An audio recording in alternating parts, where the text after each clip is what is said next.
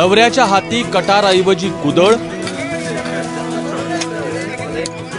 आणि बायकोच्या हाती घमेल, हे आतापर्यंत सर्वात भारी लग्न असेल।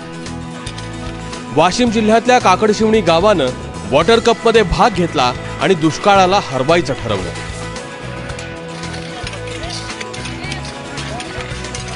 पण दुष्काळासोबतच्या लढाईत लग्नामुळे खंड पडू नये म्हणून या गावानं 4 जोडप्यांचं लग्न लावलं, ते थेट श्रमदान सुरू असलेल्या बांधावर। उत्साह इतका की जाखड गावातली घोषणा इथंही दुमदुमली।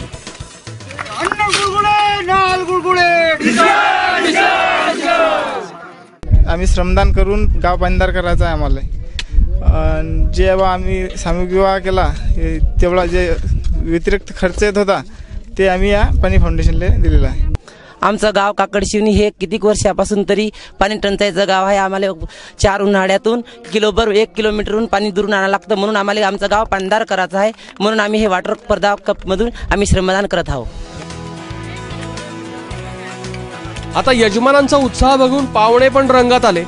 त्यांनी खोरं हातात घेतलं आणि बघता बघता नकारात्मकतेच्या गाळासोबत धरणातला गाळही दूर झाला। या ठिकाणी लग्नासोबत आलेल्या वराडानं सुद्धा श्रमदान या ठिकाणी केलेलं आहे आणि सकाळपासून जवळजवळ 500 ते 600 लोक या ठिकाणी श्रमदान करत आहे। श्रमदानाच्या माध्यमातून या ठिकाणी सीसीटी आणि एका बांधावर एका धरणातला गाळ या ठिकाणी काढलेला आहे। जशी हळद व्हावी तशी माणसं धुळीत माखली आणि मगच डोक्यावर अक्षता पडल्या।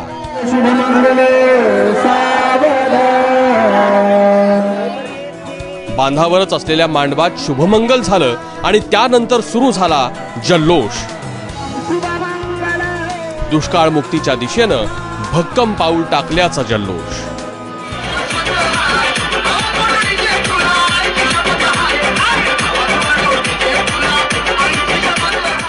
प्रणय निर्माण, एबीपी माझा, काकडशिवणी, वाशिम।